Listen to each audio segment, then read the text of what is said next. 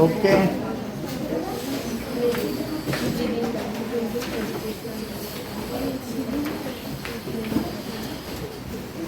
Now sound chapter निकालिए।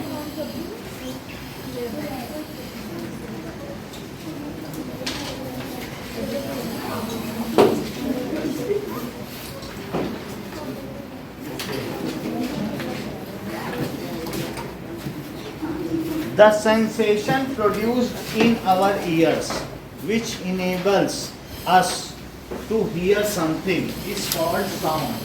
जो हमारे ईयर में सेंसेशन प्रोड्यूस होता है, तो उसको हम क्या कह सकते हैं कि मान लीजिए ये ईयर के अंदर एक ईयर ड्रम है, तो उसमें एक तरीके से यहाँ पर एक ड्रम है, जैसे मेम्ब्रेन होती है किसी ड्रम में, जिस पे तबले पे या किसी पे मेम्ब्रेन होती है, तो थाप मारते हैं तो वो उससे आवाज़ आती है। वैसे ही जब बाहर से कोई चीज़ वाइब्रेट होकर हमारे कान में आएगी तो इसमें एक सेंसेशन होता है, एक वाइब्रेशन होता है। ये तो पिना हो गया, जो एक्सटर्नल ईयर है इसको क्या कहते हैं, पिना। तो पिना, और इसके अंदर जब आवाज़ जाएगी तो इसके अंदर एक टिम्पैनिक मेम्ब्रेन है, या उसको कहते हैं ईयर ड्रम। क्या कहते हैं, ईयर ड्रम। वो वाइब्रेट करता है, वो उसी तरीके से वाइब्रेट करता है जैसे तबला वाइब्रेट करता है हाथ मारने पर। तो वह जब उसमें वाइब्रेशन होगा तो उससे एक तरीके की इलेक्ट्रिकल करंट पैदा होगी, और वो करंट कहाँ जाएगी, ब्रेन में। अब वो ब्रेन में जाएगी तो ब्रेन उसको डिटेक्ट एज साउंड, ब्रेन उसे कैसे डिटेक्ट कर लेगा कि ये साउंड है। तो इसमें वाइब्रेशन से एक इलेक्ट्रिकल करंट पैदा होगी, वो कहाँ जाएगी, ब्रेन में। तो कुछ नर्व्स होती हैं, नर्व्स जैसे होती हैं कि अगर तुम्हें जीभ से स्वाद चाहिए तो यहाँ पे भी एक नर्व्स है। नर्व्स का मतलब है कि कुछ ऐसी ट्रांसपोर्टेशन सिस्टम है जो सूचनाओं को भेजें, उनको क्या कहते हैं, नर्व्स। तो अगर तुम्हें स्वाद चाहिए तो गस्टेटरी नर्व्स हैं, अगर तुम्हें सुगंध चाहिए, you want to smell something, तो ऑल्फैक्टरी नर्व्स हैं। इसी तरीके से अगर तुम कुछ सुनना चाहते हो जस्मिता, तो कौन सी नर्व्स है, yes, that is auditory nerves. जैसा कि जस्मिता ने बताया कि गस्टेटरी नर्व्स, ऑल्फैक्टरी नर्व्स, और इससे दैट इज ऑडिटरी नर्व्स। और आंखों के लिए कौन सी हैं, ऑप्टिक नर्व्स। समझ में आ गई बात। तो दीज आर वेरियस नर्व्स। तो हम ये बात बताएं कि व्हाट इज साउंड। जो पहली लाइन हमने बोली थी सृष्टि, उसी को रिपीट कर दो, बोलो देवव्रत। चलिए, the sensation produced in our ears, if something vibrates externally, तो उससे क्या हमारी कान में सेंसेशन प्रोड्यूस होगा। अच्छा, sensation produced in our eyes which enables us to see something, जिसकी वजह से हम कुछ देख पाते हैं। तो क्या हमारे आइज में सेंसेशन हो रहा है जब ये बल्ब जला दिया। तो which enables us to see something is called light. पहले लाइट की डेफिनेशन बताओ। The sensation, the sensation which able to see, हाँ, which enables us to see something is called light. अब वो बताओ, the sensation produced in our ear, which enables us which to enable us to hear something hear is something called, is called sound. repeat करो, The sensation which help us to repeat the करिए। sensation which produce जो हमारे कानों में स्पंदन होता है और जिसकी वजह से हम हमारे अंदर श्रवणन की क्षमता आती है, उसी को ध्वनि कहते हैं। हिंदी में भी बोल सकती हो, कोई ये नहीं है कि इंग्लिश में ही सर कह रहे हैं। The sensation produced in our ears which enables us to hear something is called sound. इतना ही बोल दो, जैसे इन्होंने बोला ना, बोलो।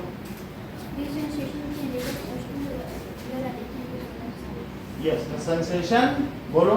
the sensation which Produced in our ears, which produced in our ears to make us is known as sound. which enables us to hear something, which enables us to hear something. अब light बताइए क्या है। The sensation The sensation that produced in our eyes that produced in our Light that enables us to see is known as something is called light. तो sound की definition लिखो।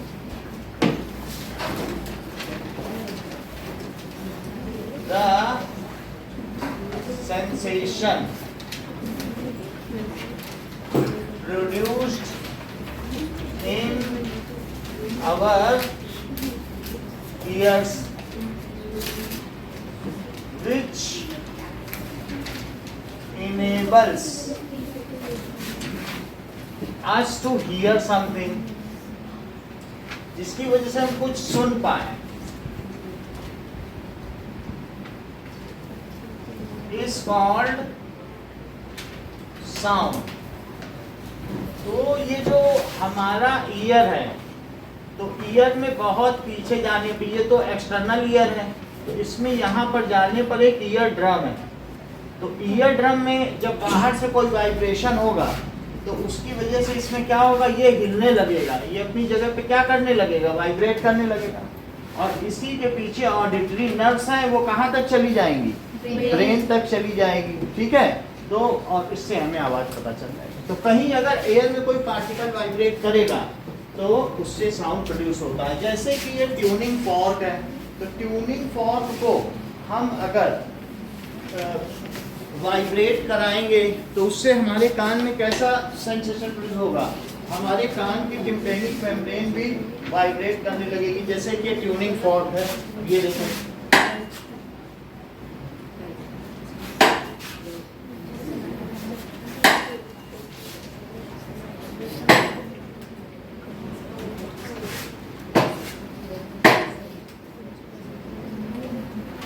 तो काफी आगे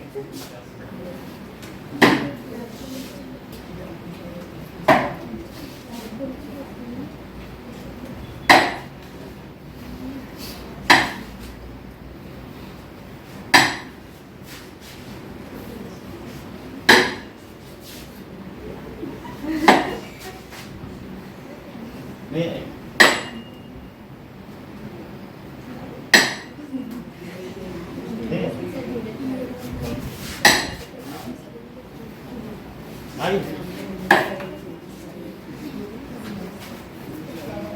तो इस तरीके से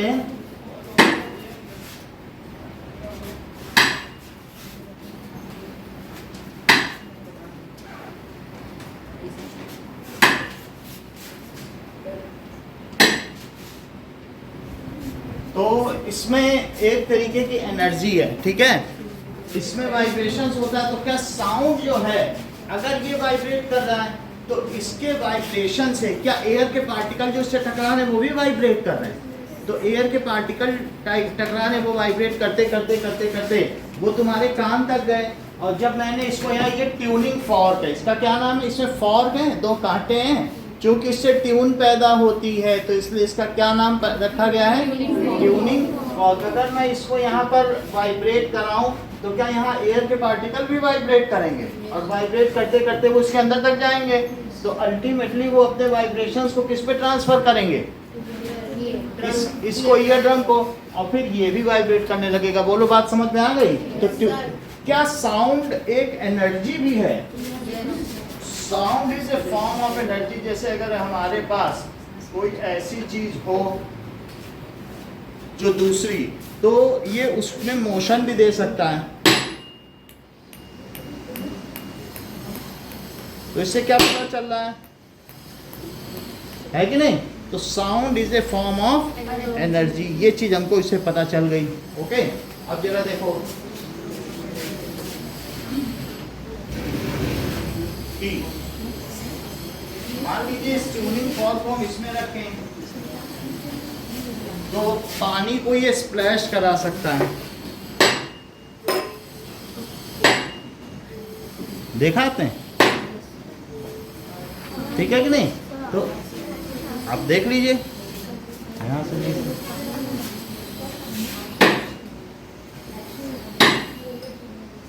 है ना, तो पानी उछल भी जा रहा है। तो इससे क्या पता चलता है कि साउंड एक फॉर्म ऑफ एनर्जी है। इससे ये बात तो पता चल चुकी है। Okay, now Let us perceive this thing in a better manner. How the sound is a form of energy.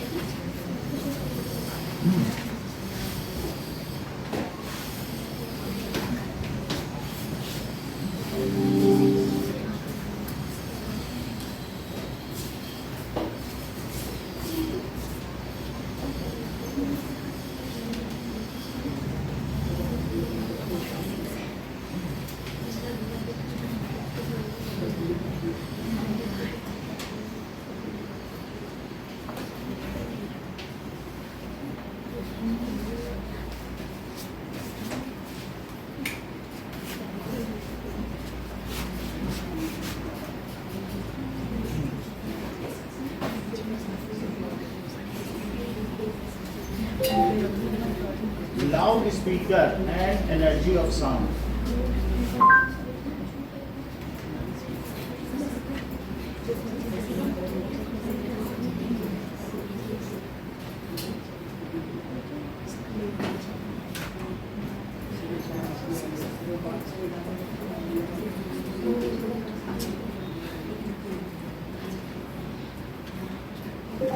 Loudspeaker spills the milk, energy of sound.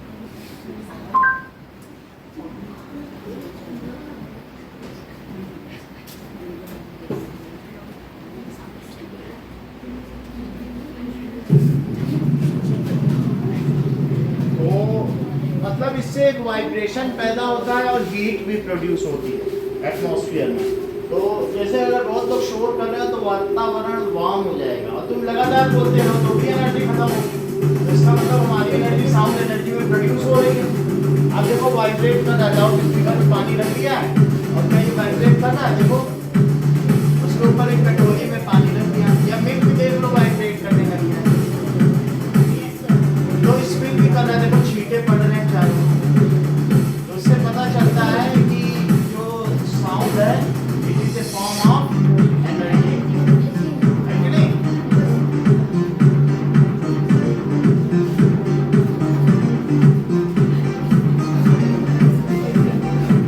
खैर इससे इसका लाउड स्पीकर खराब हो जाएगा।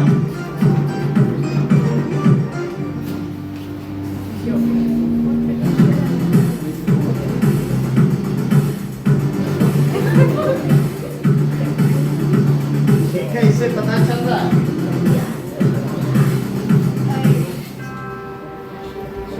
नाउ इससे हमको ये पता चल गया कुछ एक्सपेरिमेंट से कि sound it is a form of energy. जैसे लाइट एनर्जी होती है, तो अगर आपसे साउंड की दूसरी डेफिनेशन पूछी जाए तो लिखना ये ज्यादा आसान है।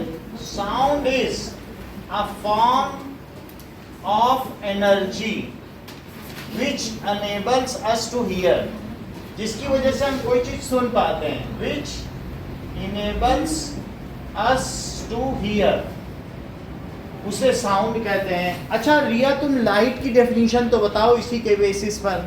Light is a form of energy which helps us to see. सही है, समझ में आ गई। सो लाइट है जिसकी वजह से हम, वो भी एक energy. Sound is a form of energy.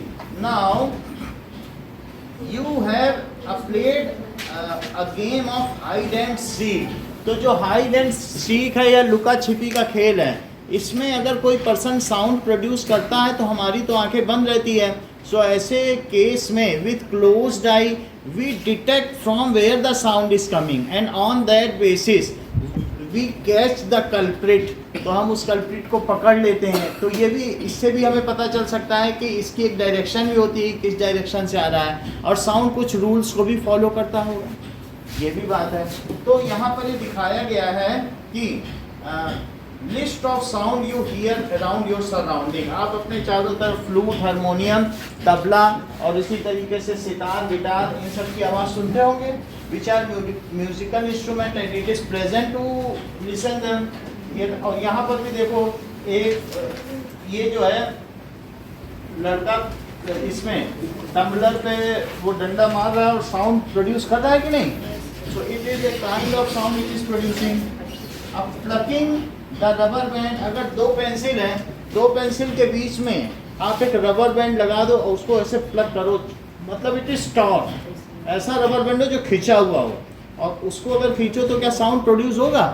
The same thing is used in sitar and guitar, जिसमें एक स्ट्रिंग होती है वो टॉट होती है. टॉट का मतलब कसी हुई, और अगर उसको आप प्लग करो so it will produce sound.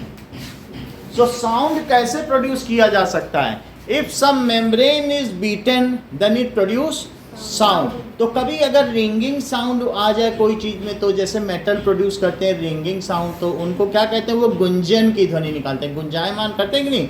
थाली है उसको बजाओ, तो मेटल्स आर सोनोरस.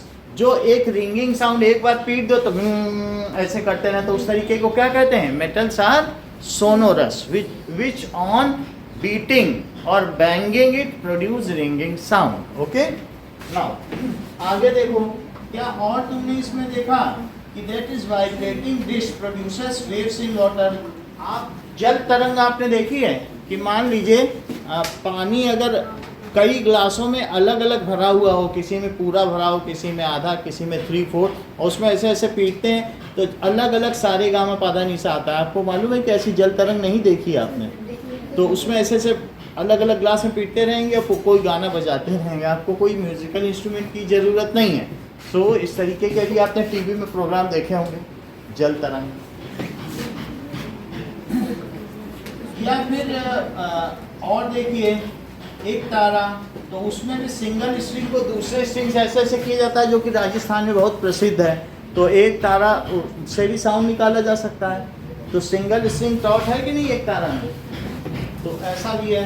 और कई बार क्या होता है कि घटम, तो ये घड़े को अगर बजा बजा के लोग गाना बजाते हैं, कीर्तन करते हैं. हरियाणा में ये बहुत प्रचलित है, तो उसको घटम कहते हैं. और कई जगह मजीरा से भी आवाज़ निकाली जाती है कीर्तन में. So these are producing sound. तो यहाँ पर आपको एक टेबल दिया गया है जिसमें वीणा से कैसा साउंड प्रोड्यूस होता है, बताइए. वीणा एक म्यूजिकल इंस्ट्रूमेंट है, तो स्ट्रेच स्ट्रिंग है.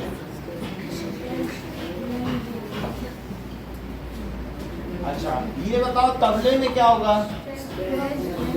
That is stretched membrane. और इसी तरीके से हम ये कह सकते हैं कि और भी म्यूजिकल इंस्ट्रूमेंट, जैसे एक तारा में कैसा होगा बताओ. That is stretched string. एक धागा है ना, मेम्ब्रेन ये होती है, ये जैसे तबला, तो ये मेम्ब्रेन है. और स्ट्रिंग क्या होती है, जैसे ये, तो गिटार है और इसी पे यहाँ से ये एक स्ट्रिंग है, इसको क्या कहेंगे, स्ट्रिंग. और ये मेम्ब्रेन. ठीक है, स्ट्रिंग से भी साउंड प्रोड्यूस किया जा सकता है. ऐसे और भी आप देख लें कि एयर कॉलम की वजह से साउंड प्रोड्यूस होता है. फ्लूट में किसकी वजह से होता है, एयर कॉलम. तो इट इज एयर कॉलम. या और भी कोई चीज हो, जैसे ये पाइप हो सकता है, तो इसमें भी एयर कॉलम की वजह से साउंड प्रोड्यूस हो रहा है. मेगाफोन, सो मेगाफोन में कैसे साउंड प्रोड्यूस हो रहा है बताइए.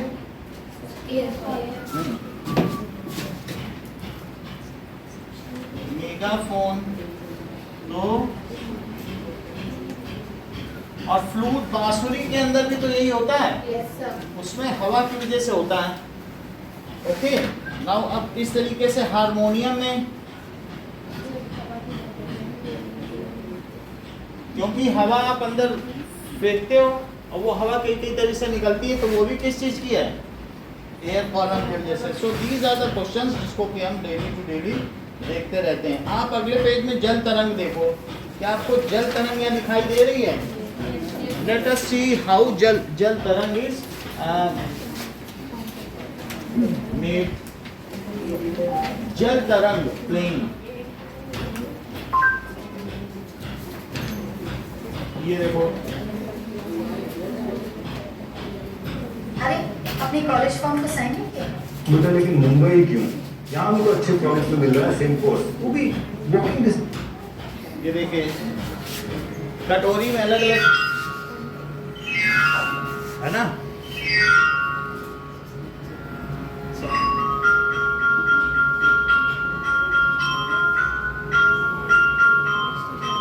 है कि नहीं?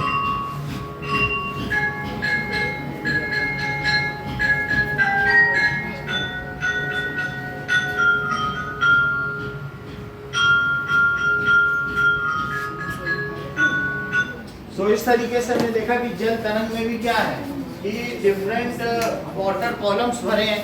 आपको आपकी मम्मी किचन में होती हैं और आप लोगों को बता देती हैं कि बेटा जाके पानी बंद करो, पानी भरने की आवाज़ आ रही है। इसका मतलब है बाल्टी कितनी भरी है, ये हम दूर से भी देख के पता कर सकते हैं, थोड़ी भरी है या ज़्यादा। जब भरने वाली होगी तो उसकी एक अलग ही आवाज़ होगी। तो इस तरीके से जो air column, residual air column है, जो बचा हुआ एयर कॉलम है, वो हमें इसकी सूचना दे देता है। इसी तरीके से हम एयर कॉलम को फ्लूट में कहाँ से आने देते हैं या कहाँ जाने देते हैं, उस पर हम जब उंगली रखते हैं तो हम we allow air to pass through which hole, तो उस एयर कॉलम को कंट्रोल करते हैं, फ्लूट में आवाज़ निकालते हैं।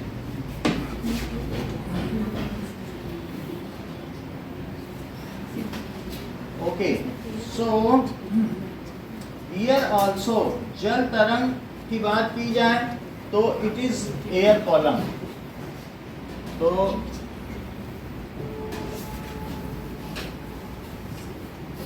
और ऐसा नहीं है कि ये सिर्फ एयर कॉलम है, एयर कॉलम वाइब्रेट भी तो करेगा। वो जब उस पर एक पेंसिल मार रहा है या लकड़ी मार रहा है तो क्या उसने वाइब्रेट नहीं कराया? तो वाइब्रेटिंग, एयर कॉलम वाइब्रेटिंग। ना अब जरा देखें कि take two rubber strip of same size, place two pieces one above other and stretch them tight. अगर दो रबर स्ट्रिप है और उसको हम, मान लीजिए दो रबर स्ट्रिप है, रबर तो हमारे पास नहीं है, अगर आपके पास बैलून हो तो आगे से काट लेना और टूटना, फड़फड़ फड़फड़ की आवाज आएगी, या कटे हुए फटे हुए। और हमारे पास पेपर है, अभी तो बैलून रखा होगा कहीं पर, लेकिन फिर भी पेपर से दिखाते हैं। तो इसी तरीके से जो लंग से हवा आएगी यहाँ लैरिंग से, वॉइस बॉक्स, तो वो फड़फड़ फड़फड़ करेगा क्योंकि ये आवाज़ यहाँ से निकल जाएगी। तो हम अपने टंग से उसको कंट्रोल करते हैं, तो वो आवाज़ एक यूनिफॉर्म निकाल रहा है, लेकिन हम इसमें जगह जगह दबा के या टंग से कंट्रोल करें तो ये वही आवाज़ निकाले जो हम निकाल रहे हैं। सो अदरवाइज लंग तो यूनिफॉर्मली उसे प्रेस कर ही रहा है लैरिंग्स को, बट टंग के कहाँ रखने से, अलग अलग जगह से, जैसे हम लोग कहते हैं पा फा भा पा मा, तो सब यहाँ से। फिर जीभ को वो कुछ कहते हैं तालव्य, कुछ कहते हैं होष्ठव्य, तो सब एक साथ है, ता था धा धा ना। जब यहाँ अंदर टच करोगे तो ये पांचों अक्षर एक जैसे ही हैं, का खा गा घा अंगा उसी जगह टच हो रहा, आप करके देख लेना, ठीक है। और ऐसे जब भी आप कुछ भी करोगे चा छा जा झा न्या, तो वो वहीं टच कर रहा है, पीछे का हिस्सा। सो इस तरीके से जो कचट्टप है, का खा गा, फिर चा छा जा, और फिर कचट, फिर टा ठा डा, और फिर ता और पा, इन सब के अलग अलग पोजीशंस हैं जो पीछे से आगे की ओर आते हैं। पा पीछे से आगे, का सबसे पीछे, जीभ कहाँ कहाँ छूती हुई आगे की ओर आ रही, इस तरीके के हिंदी वर्णमाला के सारे स्वर। बोलो बात समझ में आ गई? So it is the position where which it stresses, so it is so scientific. अब आगे की बात करें तो हमने ये देखा कि जो लैरिंग्स है वो क्या करता है कि फड़फड़ाएगा और उसमें वैसे ही आवाज़ आएगी जैसे आपके बुक में लिखा है कि दो रबर पैड है या पतले पतले मेम्ब्रेन है और उनको फूको, जैसे बैलून को फूकोगे तो आवाज़ आती है, वही चीज़ इसमें ये लड़की वही कर रही है, देखो। So blow through them and listen the sound, the vocal cords produce the similar sound। इसी तरीके से यहाँ पर नीचे क्या है, वर्किंग ऑफ वोकल कॉर्ड। तो अगर हम पेपर में ये देखो, तो इसमें क्या किया गया है कि एक पेपर लीजिए और पेपर में इसको ऐसे मोड़ दो, ठीक है, तो कोई पुराना ही पेपर रहेगा, ठीक रहेगा। ये लो, एक पेपर ले लिया,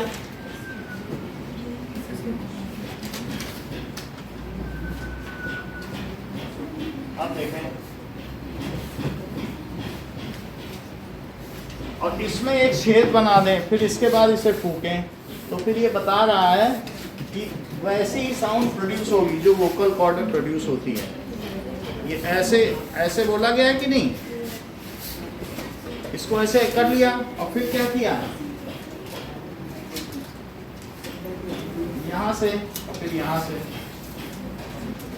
कुछ ऐसे ही है बुक में, और फिर क्या किया गया है यहाँ पर, और इसके बीच में वो फूंक रहा है।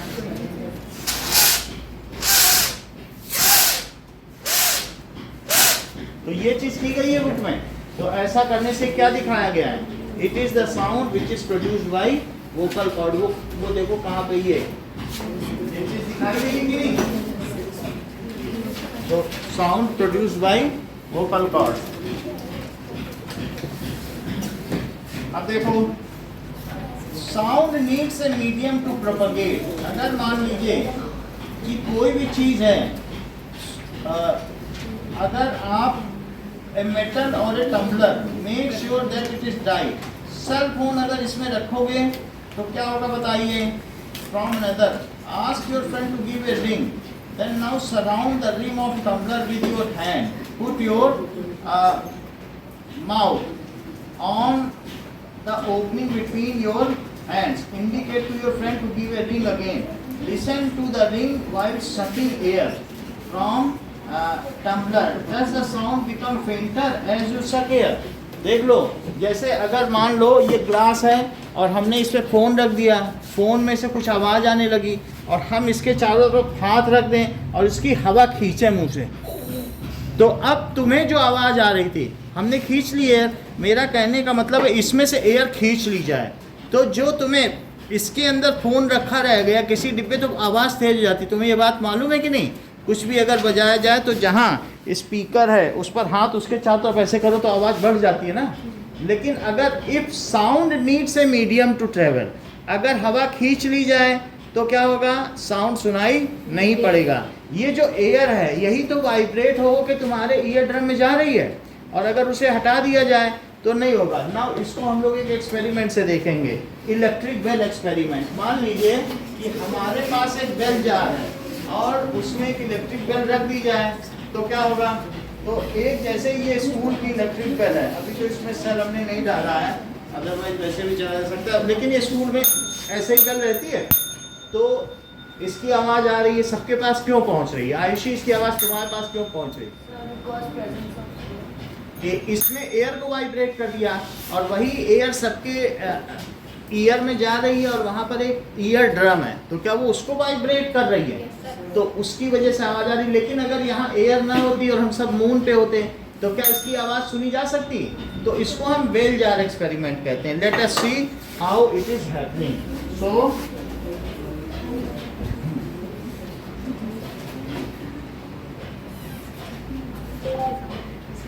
Bell jar experiment of sound. देखो ये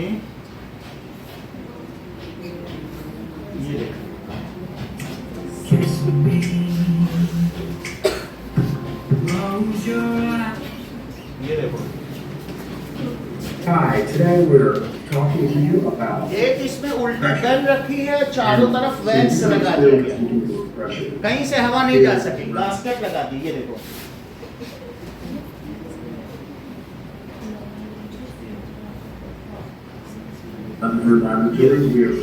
ये बेल है, affordable. इसमें बिल्कुल सील कर देगा, इसी पर रख देगा तो हवा नहीं आएगी, एयर टाइट हो जाएगी। Bell jar. ये बेल है, इसमें उल्टी बेल रखी है, चारों तरफ वैक्स लगा दिया गया, कहीं से हवा नहीं जा सकेगी, बास्केट लगा दी। ये देखो, A affordable बेल की तरह दिख रहा है ना जार, तो इसीलिए इसको कहेंगे bell jar. This container, the bell. And so what we'll do is demonstrate how sound अब is ज्यादा नहीं दिखाते हुए सीधा air-cooled आगे बढ़ते compressor, not compressor, आवाज आ रही है? vacuum pump. We have a nice vacuum. क्यों आवाज आ रही है? मान लो इसके ऊपर हमने एक ऐसी कोई चीज रख दी उल्टी करके, ग्लास, तो क्या अगर ये बेल बजेगी तो उसके अंदर की एयर को भी ये वाइब्रेट करेगी। ये देखो like this is bell jar kept inverted, और इसके अंदर हमने एक इलेक्ट्रिक बेल रख दी है और ये उसका हैमर है। तो जब ये हैमर इसको हिट करेगा तो और इसमें हमने 2 वायर निकाल दिए और जो कहीं ना कहीं प्लग में लगा दिए हैं, तो इस तरीके से बेल बार बार बजती रहेगी। इलेक्ट्रिक बेल भी तो होती है, और ये बेल जार है तो हमने इसके चारों तरफ वैक्स लगा दिया है। लेकिन अगर मैंने इसके चारों तरफ वैक्स लगा दिया है तो दिव्या क्या इससे हमें सुनाई पड़ेगा कि नहीं? बोलो। जबकि मानसी कहने सुनाई पड़ेगा, तो मानसी के ऐसा कहने का आधार क्या है कि वैक्स लगाने पर भी सुनाई पड़ा, है ना? और किसी बच्चे ने नहीं बोला मानसी ने कहा सर सुनाई तो पड़ेगा, क्योंकि इससे जो वाइब्रेशंस प्रोड्यूस होंगे तो वो इससे प्रोड्यूस हो रहा है, ये वाइब्रेट करेगी, अपनी जगह पे क्या करेगी? तो क्या एयर में वाइब्रेशन पैदा करेगी? क्या उस वाइब्रेशन से ग्लास वाइब्रेट करने लगेगा, और ग्लास के वाइब्रेशन से क्या बाहर की एयर वाइब्रेट करने लगेगी, और बाहर के तो मीडियम मिलता जा रहा है इसको। इसने क्या किया, ये रिंगिंग है, हमने बताया था ना सोनोरस मीडियम, कोई मेटल की बनती, कोयले की तो बेल बनती नहीं है, तो मेटल ने रिंगिंग साउंड प्रोड्यूस किया, वो टू एंड फ्रो मोशन करने लगा, एयर वाइब्रेट करने लगी, फिर ग्लास वाइब्रेट करने लगा, उसके वाइब्रेशन से बाहर की एयर वाइब्रेट करने लगी, तो फिर उसके बाद जस्मिता क्या वाइब्रेट किया? ईयर ड्रम, और इस वजह से हम सुन पाए। लेकिन अगर इसके अंदर की हवा ही निकाल दी जाए, इसके ऊपर एक सक्शन पंप लगाओ, एक ट्यूब, और उस ट्यूब से क्या करो, तुम्हारे पास जैसे वैक्यूम क्लीनर नहीं होता, हवा खींच ले, तो वैक्यूम क्लीनर का ट्यूब लगा दो ऊपर, वही ये करने जा रहा है। और इसने अब वैक्यूम क्लीनर को चालू कर दिया, या सक्शन पंप को। जरा देखना, क्या पहले सुनो, पहले आवाज आ रही है क्या? देखो, Turn it on. ये देखो, आई आवाज आई, These bells are on top of it. You can still थोड़ी hear it. पेंटर हुई है, उतनी नहीं है, लेकिन आ तो रही है। Now, it will turn off the compressor. अब कंप्रेसर हवा खींच लेगा, Vacuum pump. We have a nice फिर बंद कर देगा वो। Doesn't make too much noise. And we'll just wait, see what happens. Can you hear any difference? We'll let it run for a minute, and then we'll turn off the compressor so you can really see if there's any difference in the sound. Bell on है, अभी हवा खींची जा रही vacuum pump से।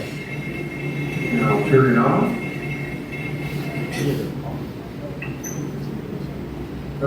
Oh, I forgot to close the bell jar.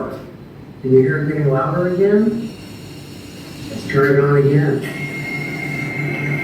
अब हवा डाल दी, एक बार हवा निकाली, अब हवा डालते ही देखो आ गई आवाज, उसने बेल नहीं छुआ, बेल की तो स्विच ऊपर है। Now the important step तुम्हें is समझ the में आ गया कि bell नहीं? jar. It has a इसलिए nice क्या पता चलता है, So ये you देखो, just-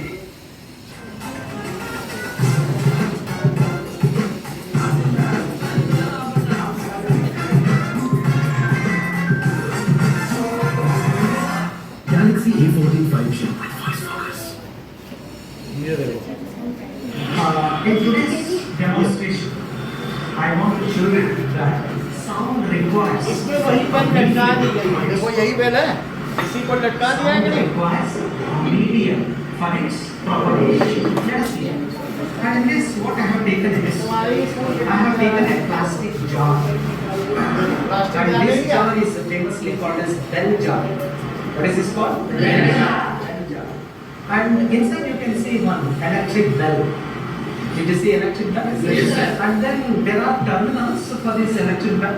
It is given to power supply. इससे electricity When I switch on. देखो, बेल Of का course, are you able to hear the sound now?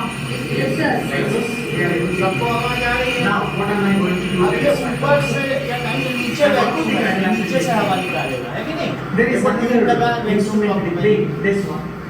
It's called as vacuum pump. Vacuum जिससे This is called vacuum. Start the demonstration. Yes, sir. देखो, अब फिर on करें। So we are able to hear the sound. Right? Okay. अब ये vacuum pump like है। this.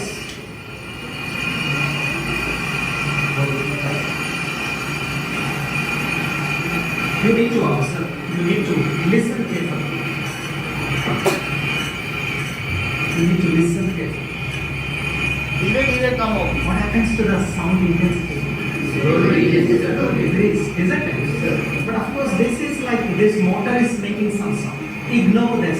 You concentrate only on the sound made by the bell. Is अच्छा, it? ये Indian experiment है, उतना अच्छा नहीं है। वो जो दिखाता है ज़्यादा अच्छा था, उसमें बिल्कुल परफेक्टली चली गई। Striker.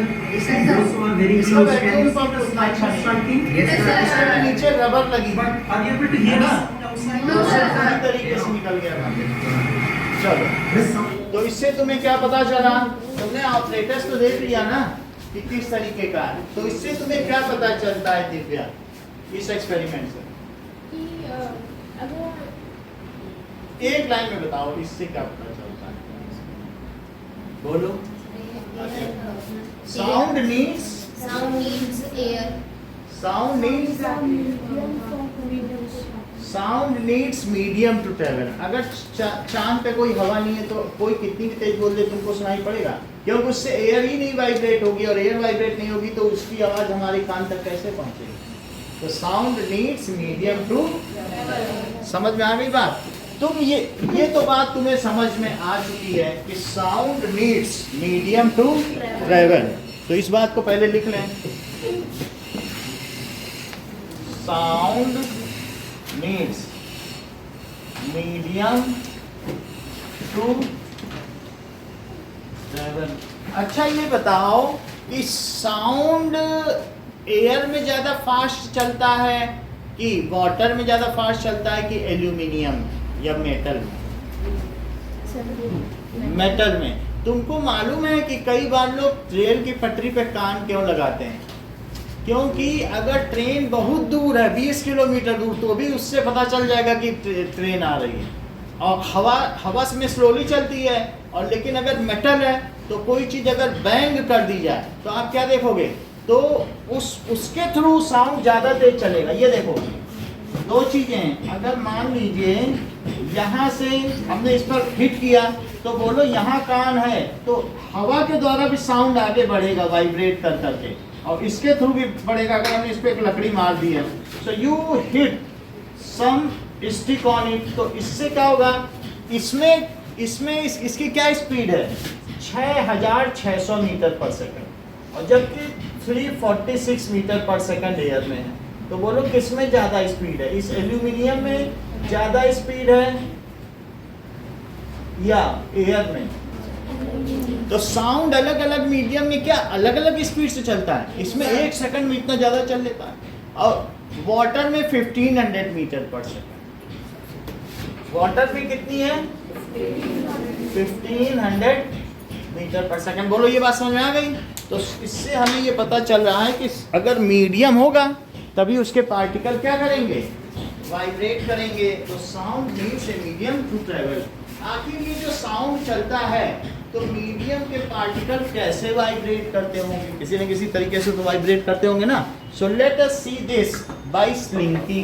तो स्लिंकी के द्वारा हम इसे आसानी से देख सकते हैं कि कैसे वाइब्रेट करें। आप एक तरफ वाइब्रेशन कराओ तो आप ये देखोगे कि दूसरी तरफ भी पार्टिकल वाइब्रेट करने लगे। फिर आइए जरा इसको उधर से पकड़ लो। तो ये स्लिंकी है, ये देखो, तो क्या पार्टिकल वाइब्रेट कर रहे हैं? और हम तेज बोलें तो और तेज होंगे। तो इस तरीके से ये हर एक पॉइंट ऑसिलेट कर रहा है कि नहीं? और जो मेरे द्वारा वाइब्रेशन है वो क्या अर्पित के कानों तक पहुंच रहा है?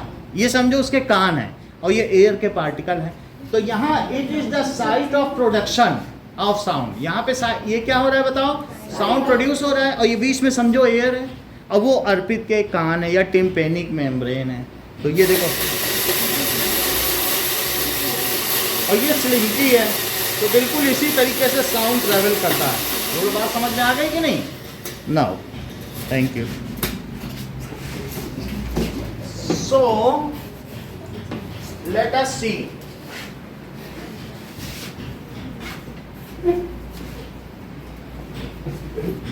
अगला देखिए, यहाँ ये क्या एक्टिविटी कर रहा है?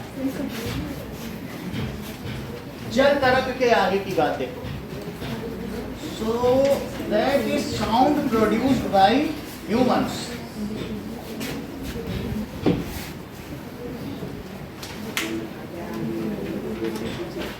बात ना करें,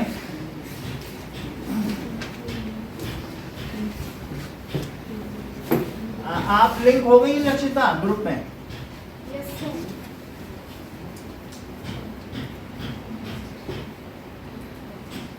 ठीक है। नाउ अगली हेडिंग पढ़ो, साउंड प्रोड्यूस्ड बाय ह्यूमंस।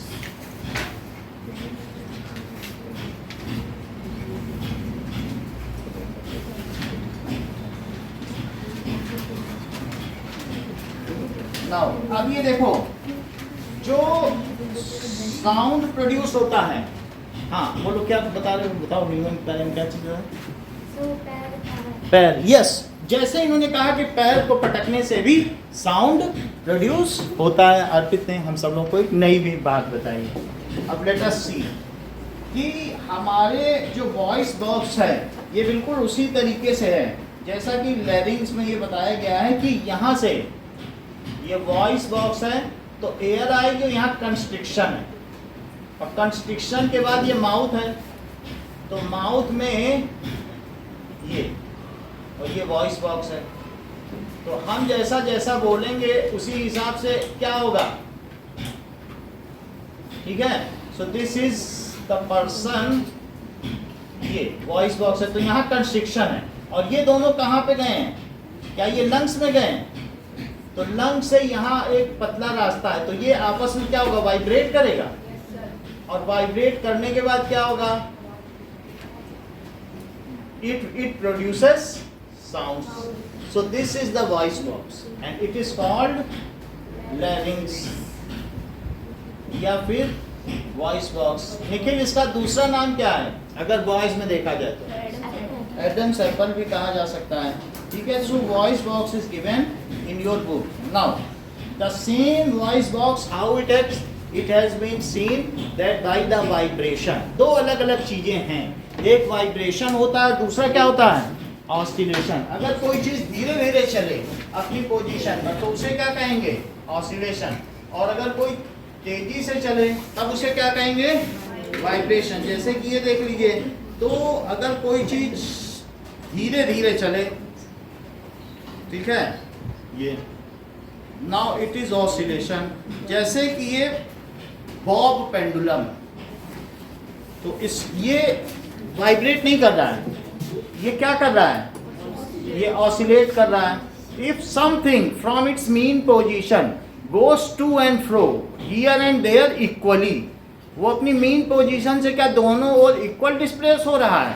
तो अगर इक्वल डिस्प्लेस हो रहा है तो इसे रिया क्या बोलोगी, oscillation. If oscillations are very fast then what will you say Riya, vibration. जैसे मैं एक स्केल को बड़ी तेजी से करूं और इतनी तेजी से करूं कि वो 20 टाइम्स ऑसिलेट कर जाए तो तुम उस आवाज को सुन सकती हो। अगर मान लीजिए मैंने इस स्केल को यहाँ रख दिया और इसके ऑसिलेशंस 20 टाइम्स हो, कितने हो, 20 से ऊपर होंगे तब सुन लोगी, और 20 से बढ़ाते चले जाओ तो 500 तक पहुँच जाओ, तो ये आवाज़ होती है इस वॉइस बॉक्स की। कितने तक बताओ, 500 तक ऐसे ऐसे हो तो ये लड़कों की आवाज़ है। फिर 900 पहुँच जाओ तो और मेलोडियस, ये लड़कियों की आवाज़ है। फिर इसके बाद 2100 पहुँच जाओ तो और मेलोडियस, ये लता मंगेशकर की आवाज़ है। और फिर उसके बाद तुम 18000 पहुँच जाओ तो ये सितार की, गिटार की आवाज़ है। और 20000 पहुँच जाओ तो इसके ऊपर सुन ही नहीं सकते। तो अगर 20 से कम है तो उसे क्या कहेंगे, हाइपोसोनिक। और जो 20,000 से ऊपर है वो सुपर, वो फिर तुमने, तो हमारी ऑडिबल रेंज क्या है, हमारा कान कितने वाइब्रेशन से कितने वाइब्रेशन तक कर सकते, 20 हर्ट्ज से 20,000 हर्ट्ज का मतलब है ऑसिलेशंस पर सेकेंड। समझ में आ गई बात? तो ये हमारी ऑडिबल रेंज है। ओके, नाउ तो ये मुझे रयान बताइए कि जो गर्ल्स का वॉइस बॉक्स है उसकी फ्रीक्वेंसी ज़्यादा है कि बॉयज़ के? ये काफ़ी अच्छा बता रहे हैं, तो आप भी बताइए।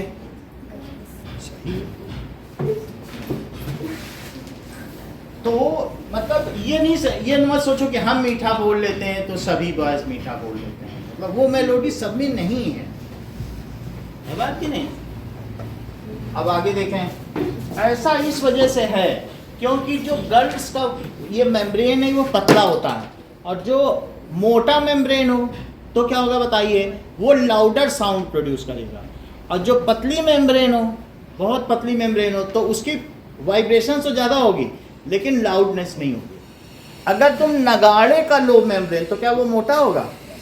बहुत मोटा चमड़ा होगा। तो एक नगाड़ा बजा तो पूरे शहर में मुनादी हो गई कि रानी के लड़का पैदा हुआ, और 2 बार ढम ढम किया तो लड़की पैदा हुई, और 3 बार किया तो जुड़ुआ पैदा। ऐसे ही होता था पहले।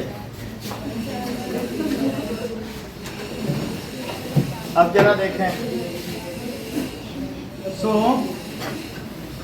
ये चीज यहाँ दिखाई गई है। तो पहली बात क्या है, sound produced by human. So humans have voice box, that is larynx, ठीक है, at neck। तो neck में इनमें क्या होगा, voice box होगा, which produces, so which when vibrates produces sound। now पहली चीज है डिफाइन साउंड, सेकंड है fill in the blanks.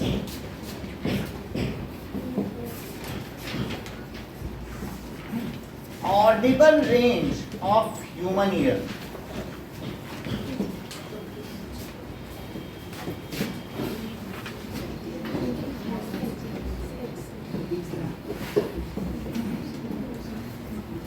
sound needs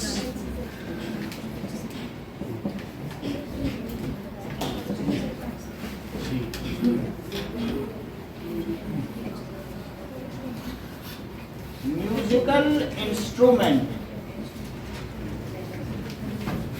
like